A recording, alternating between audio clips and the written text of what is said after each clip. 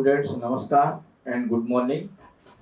In today's session, we will discuss the digestive system of human beings, digestive system of human beings, and nutrition in human beings, and respiration in human being means mechanism of respiration, how it take place. This is a diagram of the human digestive system, which consists mouth. Human digestive system consisting a mouth. Under the mouth, there it contain a mouth cavity. मुंह के अंदर खाली जगह है. Under the mouth cavity there are teeth and tongue, जिसके अंदर दांत होते हैं और जीभ होता है. Teeth and tongue. Mouth buccal cavity. This is mouth buccal cavity means space under the mouth. After that, it has a pipe-like structure called oesophagus. Pipe-like structure. This is a oesophagus. If it help to the swallowed inside of the food. ये food को अंदर ले जाने में help करता है. Food यहाँ से अंदर जाता है. After that, in digestive system, there is a stomach, bile, liver. This is a longest gland or longest part of the body. Then small intestine, where the complete digestion of the carbohydrate, proteins and fats take place. This is also part of the digestive system. After that, large intestine, which absorb to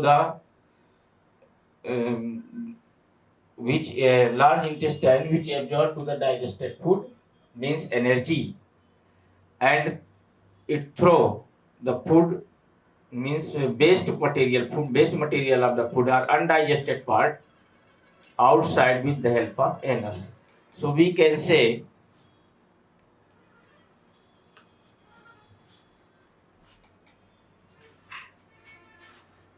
nutrition in human being, how it takes place. Here are some notes. We have mentioned the human beings possess a heterotrophic mode of nutrition because we are depend on others for nutrition.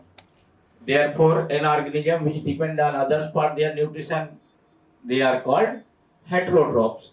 क्योंकि हम अपने nutrition के लिए दूसरे पर depend करते हैं. जो दूसरे पर डिपेंड होते हैं जो ऑर्गेनिज्म, उसको हेटरोट्रॉपिक मोड ऑफ न्यूट्रिशन में लगते हैं.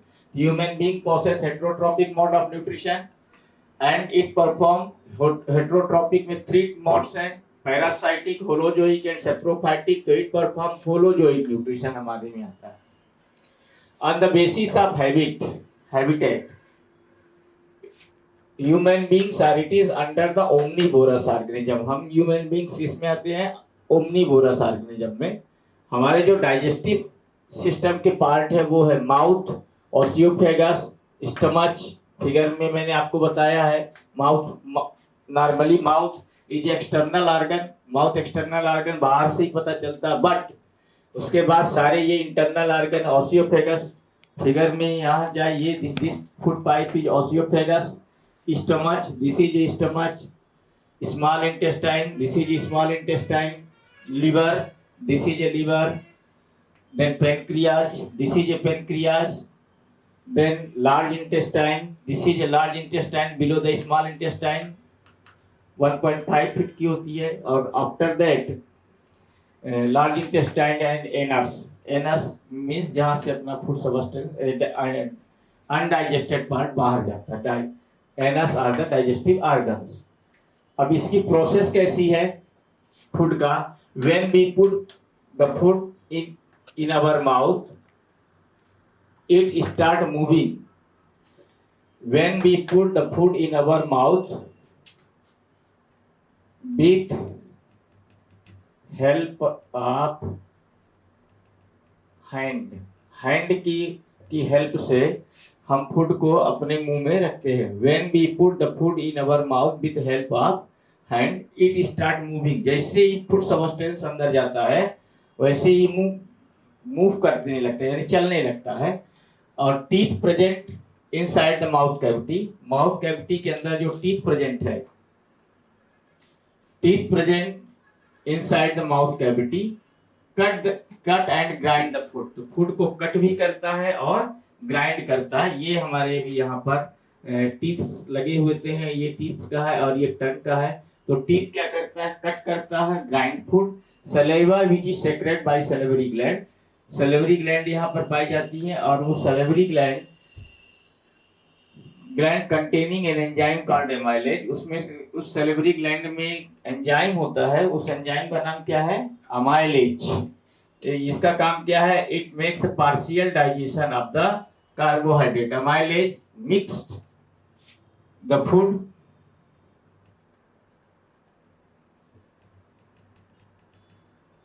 Food and make it softer, mix करता है और उसको मुलायम बनाता है। The amylase makes complex food into simpler molecules of food.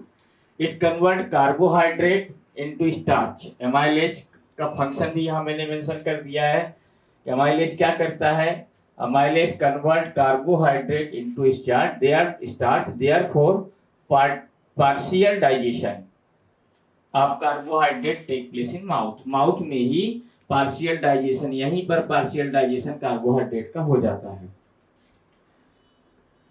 Therefore, partial digestion of carbohydrate take place in mouth. अब now the partially digested food, अब जो partial digested food है swallowed by osophagus, इस osophagus में से निगल लिया जाता है अंदर, swallowed by osophagus into stomach, और यहाँ से सीधे कहाँ जाता है, स्टमच में जाता है। osophagus क्या है, osophagus is a food pipe, stomach is a large organ which expand, ये स्टमच लार्ज ऑर्गन है जो एक्सपेंड होता है। कब एक्सपेंड होता है, जब फूड सब्सटेंस अंदर पहुंच जाता है, फैल जाता है। Large organ which expand when the food enter it, moreover the stomach release certain juice, अब स्टमच में से कुछ जूस निकलते हैं that help in the digestion during the process of food break down into smaller juice. इसमें से जो juice निकलते हैं वो क्या क्या है, फूड में से एक होता है HCl या हाइड्रोक्लोरिक एसिड, ये यहाँ पर मैंने मेंशन किया है, containing tubular gland which secrete gastric juice called hydrochloric acid HCl। An enzyme दूसरा पेप्सिन एंड म्यूकस, ये तीन चीजें जो हैं कहां से निकलता है, स्टमक की बॉल में से सेक्रेट होता है। Called hydrochloric acid, N enzyme called pepsin, और थर्ड है म्यूकस। हाइड्रोक्लोरिक का काम क्या है, हाइड्रोक्लोरिक का फंक्शन लिवर में से जो सेपरेट होता है। हाइड्रोक्लोरिक एसिड में फूड एसिडिक, हाइड्रोक्लोरिक एसिड जो फूड है उसको एसिडिक बनाता है और किल्स द बैक्टीरिया, और बैक्टीरिया जो अंदर enter the stomach through out the food, जो फूड के साथ में बैक्टीरिया लिवर में इंटर किया है, बॉडी के अंदर गया है, उसको मार देता है, मतलब उसको खत्म कर देता है। यानी हमारा जो फूड है वो क्या हो गया, आप सेफ हो गया। Now pepsin, pepsin is an enzyme that help in digesting proteins, pepsin proteins के डाइजेशन में हेल्प करता है and converting food into smaller molecules, और फूड को स्मॉलर मॉलिक्यूल्स में कन्वर्ट कर देता है। उसके बाद थर्ड आता है the mucus prevents the damage that hydrochloric acid may cause to the inner lining of the stomach. यहाँ पर से ये इसी में से एक म्यूकस निकलता है और वो mucus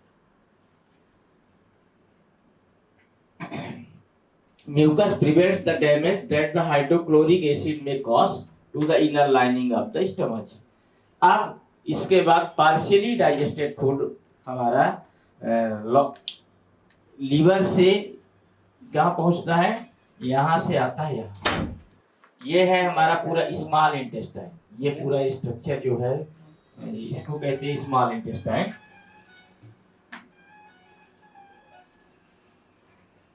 The partially digested food moves small intestine from stomach, stomach में से कहाँ जाता है, स्मॉल इंटेस्टाइन में, with the help of sphincter muscle, वहाँ पर sphincter muscle अंदर पाई जाती है। मसल तो पूरी बॉडी में ही है, the small intestine is a longest part of alimentary canal. एक वो कैनाल पाइप टाइप का एक स्ट्रक्चर होता है, काफी लंबा है, नियर अबाउट 6.5 मीटर का है alimentary canal and hence an extensive coiled structure. ये देखिए इसको, ये पूरा का पूरा जो स्ट्रक्चर हमारे पेट में ये बना हुआ है इस प्रकार से रिवर टाइप का, कोयल टाइप का, ये हमारा पूरा टोटल स्मॉल इंटेस्टाइन है। लार्ज इंटेस्टाइन बिल्कुल छोटा सा है, ये है large intestine, near about 1.5 feet का ही होता है। ये सबसे लॉन्गेस्ट 7 मीटर के आसपास, 6.5 to 7 मीटर होती है। तो ये कोयल 7 मीटर्स का इतने में है, तो आप समझ सकते हो कि किस प्रकार से वो राउंडेड होगा। Coil structure small intestine is the main site for complete digestion of the small intestine में कंप्लीट डाइजेशन किसका होता है? कार्बोहाइड्रेट्स का, प्रोटीन्स का और फैट्स का। हमारे जो फूड के कंपोनेंट है उनमें आता है carbohydrate, proteins, vitamins, fats, minerals and water. तो ये carbohydrates, proteins, vitamins, minerals, fats and water. तो मेन जो चीजें हैं उसमें कार्बोहाइड्रेट का डाइजेशन कंपलसरी है, प्रोटीन का डाइजेशन कंपलसरी है एंड फैट्स का डाइजेशन कंपलसरी है। अब स्मॉल इंटेस्टाइन में इसका डाइजेशन होता है, बाकी कैसे इसका डाइजेशन होता है, कौन कौन से इसमें एंजाइम्स पार्टिसिपेट करते हैं। Now food is into the small intestine. In small intestine there are a millions of the villi.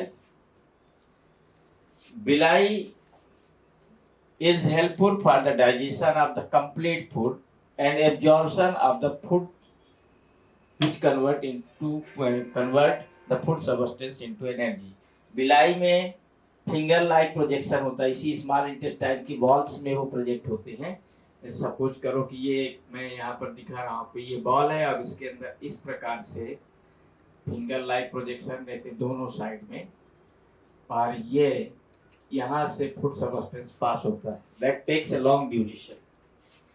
तो इसमें ये बिलाई फूड में से जो प्रोटीन्स है, फैट्स है, कार्बोहाइड्रेट्स है, उसको एनर्जी में कन्वर्ट कर देता है कंप्लीट। इसमें से लीवर में से एक जूस निकलता है, bile salt, bile juice which is alkaline in nature, और लीवर से कि फर्स्ट बॉल से HCl सेक्रेट होता है which make food substance into acidic nature. Then in there are both acid and base, दोनों हो गए, एसिड भी और बेस भी।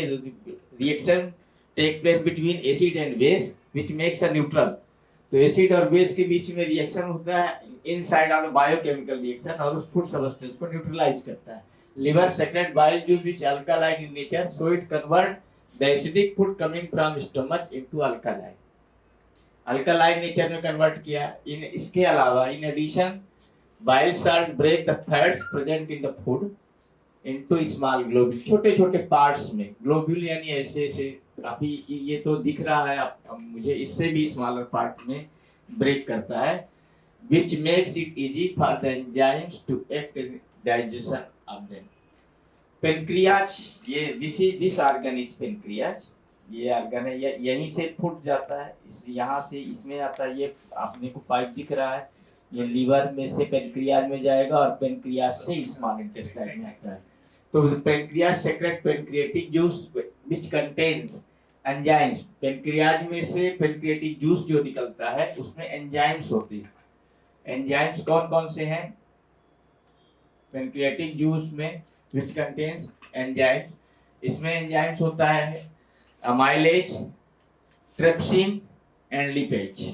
Amylase makes complete digestion of the carbohydrate. Trypsin is helpful for the digestion of proteins and lipase is helpful for the digestion of fat. तो food के जो components है carbohydrate, proteins, vitamins, fats, mineral and water. तो यहाँ पर carbohydrate का digestion हो गया, प्रोटीन्स का डाइजेशन हो गया और फैट्स का डाइजेशन हो गया। विटामिन्स इज हेल्पफुल और इट गिव्स इट्स इम्यूनिटी।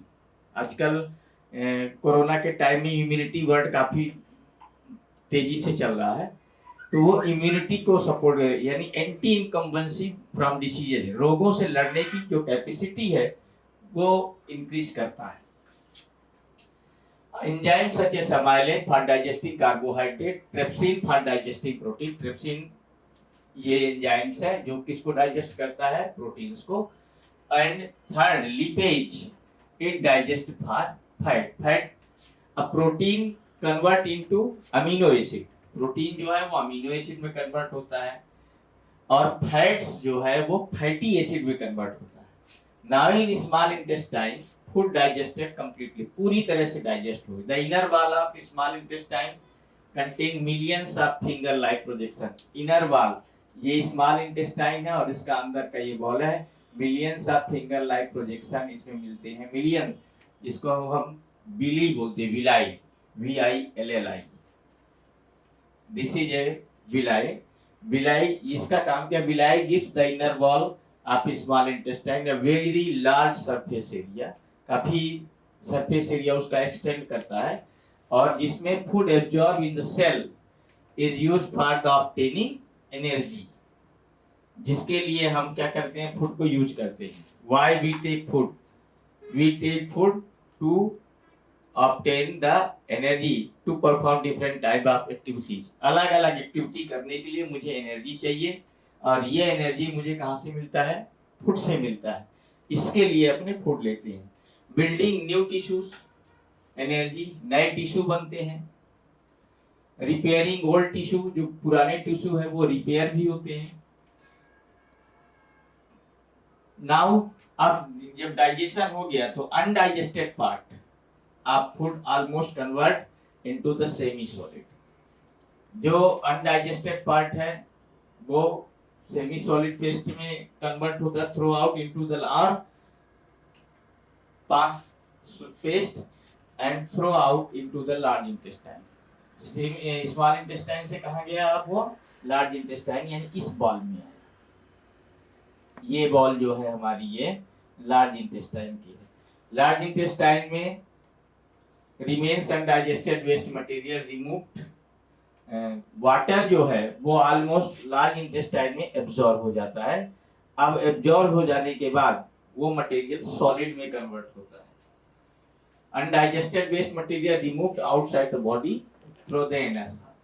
कब आउटसाइड करना, इसके लिए sphincter muscle present, sphincter muscle anus में प्रेजेंट होती है, which regulates, जो बताती है removal of this waste material from the body। So this is the complete digestive process in human beings। I think you have understood with clearly by figure and by body। Second part of life process is respiration। We are going to explain respiration in human।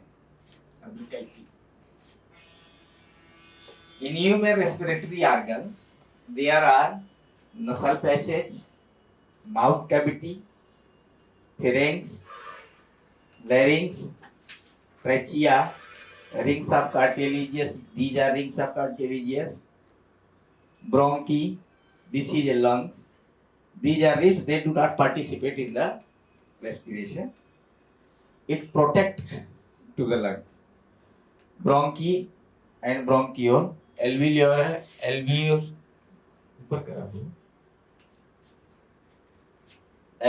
sac and diaphragm. This diaphragm expand and contract.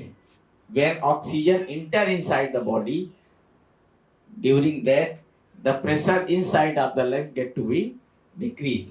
So oxygen enter into the diaphragm, and when it release, means when diaphragm come into the relax, then pressure inside of the diaphragm get to be increased, and carbon dioxide get out of the body through the nostril.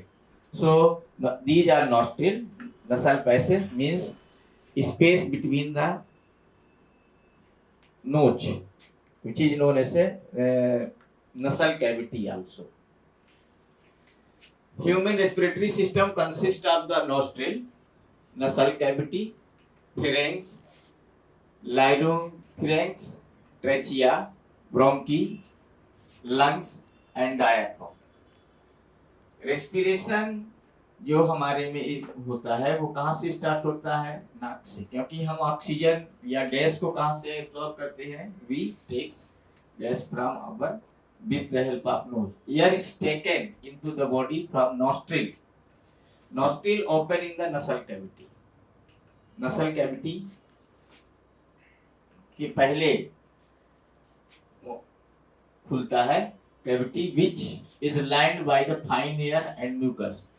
उस nostril में या nasal cavity के अंदर fine hair होते हैं और mucus, वो glitter substance होता है.